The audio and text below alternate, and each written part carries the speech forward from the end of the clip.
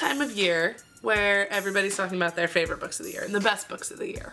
I have done that, but I'm also going to share a list of the books I talked about the most this year.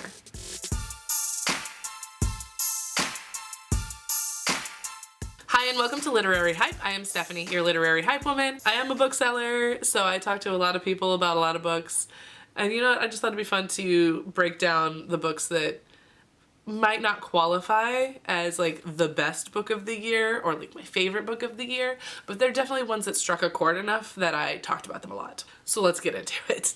Kick things off with a little vampire magic. And so I'm going to talk about This Ravenous Fate by Haley Dennings. If you like Chloe Gong's first series with the Romeo and Juliet, These Violent Delights, if you like that kind of vibe, then you're going to love this. This Ravenous Fate is like if you took These Violent Delights and put them same time period, but just moved them to the US in Harlem. So this is like jazz era, so still the 1920s, 1930s, Prohibition, and added vampires instead of the monster and made them sapphic.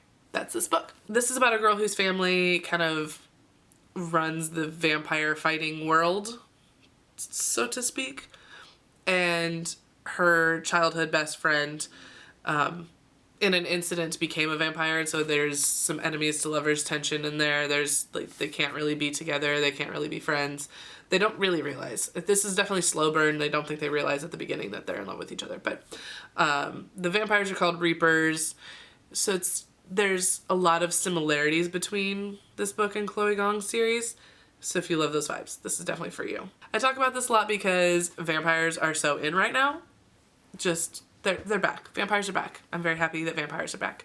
So not only do we have a vampire story in this, but we also have, it's black. It is written by a black author. It is sapphic. It's got some OCD representation in it. So there's a lot of really great elements in this. Plus you've got the slow burn, the enemies to lovers. You've got all that tension. It's well done. And I am very eager for book 2. One of the books that I talked about probably the most after I read it is Bride of the Tornado, because it is the weirdest book I think I've ever read. I'm pretty sure it is the weirdest book I've ever read. A lot of the main characters in James Kennedy's books don't have names. So this unnamed girl, we're in her head, we don't know her name, but she's in this world where like there's tornadoes all the time, and there's a tornado killer who is this boy, and she's fascinated with him. But they can't like cross these lines. So he can't come into town because he can't touch people because he's got to stay pure to fight the tornadoes. That leads her to asking a lot of questions, and like it's the weirdest book. Like they wear necklaces with pieces of the last tornado killer on them, like body parts. Like there's a nose in a necklace. It's weird. It's very weird. Okay, it was very entertaining, and then it got really bizarre, and so I never really fully understood how I felt about it. I talked about it a lot. I was like, I need more people to read this so we can talk about it. So please read Bride of the Tornado by James Kennedy so I have someone else to talk to. Another really weird book that I've talked a lot about this year is Sun of World Volume 1, The Extraordinary Disappointments of Leopold Berry by Ransom Riggs. This was a Barnes & Noble YA book club book, so I read it for that, and it's freaking weird, y'all. It's like this kid whose mom died, and he's obsessed with this TV show that she used to love, and so he's been watching these VHS tapes, and then he's seeing things that like happen from the show that are like part of the show or would happen in the show.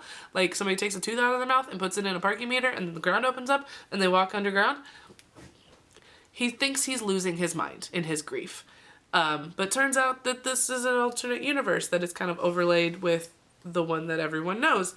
And so he kind of goes off on an adventure to try to figure out what's going on. It's so weird. It's really good, but it's so weird. Sometimes I wonder about Ransom Riggs' mind. It's a very weird place. The Specimen by Jayma Fixon is one that I read to do an interview with her and kind of became obsessed, and I've been selling this book like crazy ever since.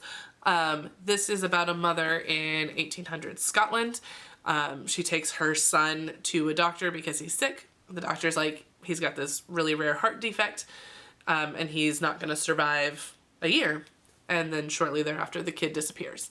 And then a couple months later, the kid's heart turns up in a specimen collection. And she's pretty sure it's her son's, and she wants to know how, so she goes undercover. as a maid in this doctor's house to try to figure out how he got her son's heart. And that's like the first 50 pages. It gets crazier from there. So this is actually based on real history of the body trade. I don't know, that's not the right word, but body trade of some people who were killing vulnerable people to sell their bodies to anatomy schools for science. So this has some reality to it that is wild. 1800s Scotland medical history that is just absolutely bonkers. Plus you have the female rage aspects of it. It's just a really good book, really wild. The Specimen, Jayma Fixon. If you want to know more about it, check out my interview with her. Powerless by Lauren Roberts. This is one I was trying to get an arc of and failed by just like 30 seconds at New York Comic Con 2023. It was very sad. But I did buy the book, and I did do some interviews with her, which you can check out. It's good times.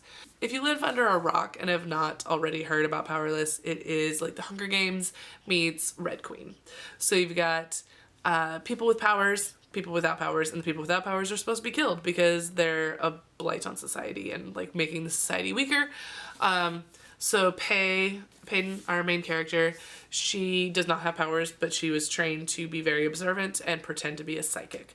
So she can read people really well. She just happens to come upon the enforcer, the prince. And she saves him and gets this whole following, so then she gets pulled into these games and has to hide that she doesn't have powers while people are watching her compete in these games. Book one, great. It was really entertaining. There's a lot of discourse about plagiarism. It's not plagiarized. It's inspired by. There's a difference, people. There is a difference. So I enjoyed this first book. I also read the second book this year and the novella. Did I see the ending coming for book two from like 10 million miles away? Yes. Was I also still mad when it happened? Also, yes. So I'm looking forward to book three of Powerless by Lauren Roberts. Ellie Haycock is Totally Normal by Gretchen Schreiber. This is about a girl with a rare medical condition who is at the hospital. She's very adamant about keeping her hospital life and her regular life separate. So the friends from both sides don't really know each other. She's kind of going through some rocky times with her boyfriend and goes off to the hospital for her treatments and meets a new boy there who is her new medical coach to help her kind of confront some stuff that's going on with like her mom putting all of her business out there on the internet and all this other stuff. So this is so well done. Gretchen does have the condition that this main character does have, so she brings a real depth to it.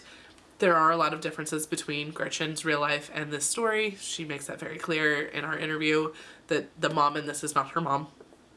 But it's so important to read books about people with disabilities or medical conditions that you might not know about, so you can understand more about what their lives are like and kind of what mental struggles they go through that are different from like having an able body and how things are different.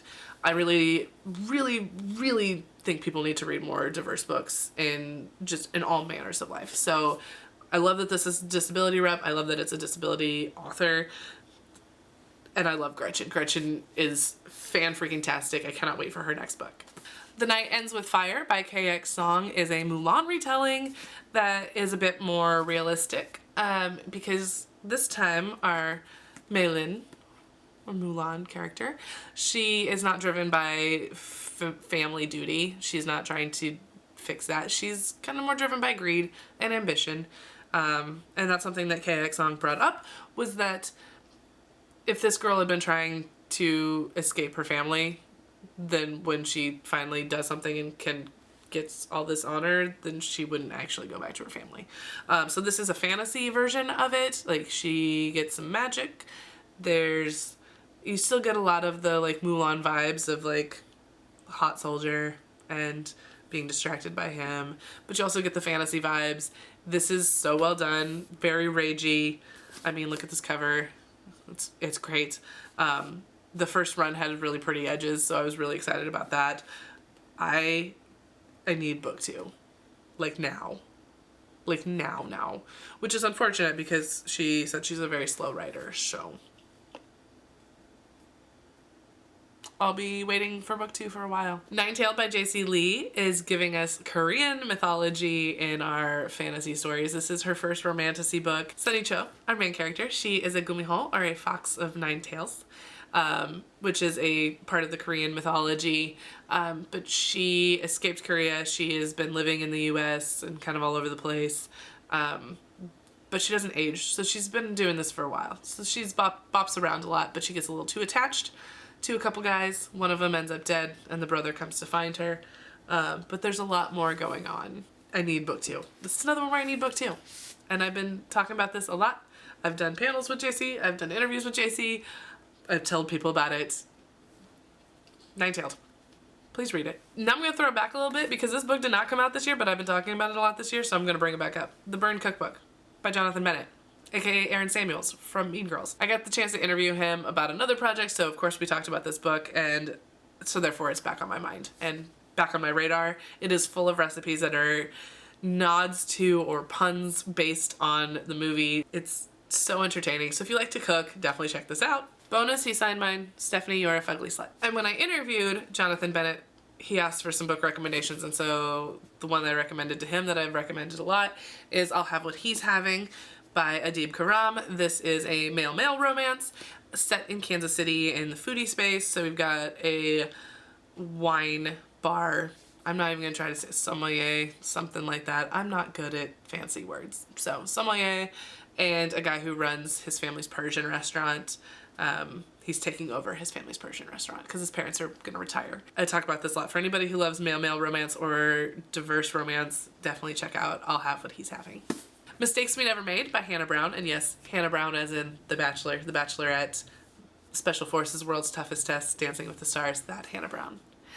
This is a kind of enemies to lovers situationship. She's kind of been in an almost situationship with this guy for a while, and then at her best friend's wedding, best friend goes missing, and so she's off to find the bride, and of course this guy goes with her. So it's a road trip with someone she hates but also kind of still likes. Lots of tension, lots of questions left to be answered, which book 2, I need that as well. Basically these are books that I'm just like, I need book 2. Can you please hurry up?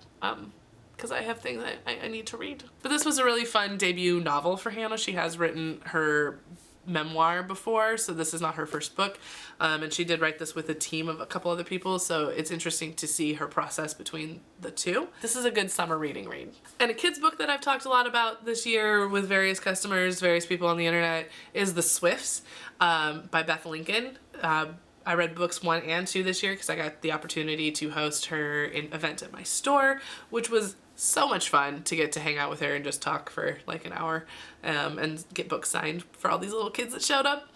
But The Swifts is about a family, an unusual family. The first book is a dictionary for scoundrels, and they have a family dictionary that they use to name the children. And so our main character is Shenanigan, which I love that her name was Shenanigan. I love shenanigans in general, and to have a quirky little girl named Shenanigan was super fun. So Shenanigan, there is a murder, and she's trying to solve it, but that's also at the same time as the whole family reunion is happening at the house, and they're trying to find the treasure from their past relative. So there's a lot going on in here. There's a treasure hunt, there's a murder mystery, there's kids being goofy, and I just love all of it. And it's also a really subtle way to teach vocabulary, the way that this book is written. They all have really fun names, like Aunt Schadenfreude. Like, it's just so entertaining. So I really loved it. Highly recommend. There's a lot of other books that I talked a lot about this year, but most of those made it onto the favorites book of the year list. So definitely check out that video if you haven't done it already to see what else I really loved from 2024's reading list. Let me know what you think about these books. What do you want to read? What do you think I should probably stop talking about? Let me know your thoughts in the comments. And while you're down that side of the video, don't forget to like it and subscribe to the Literary Hype YouTube channel. Thanks so much for watching. I'll see you next time.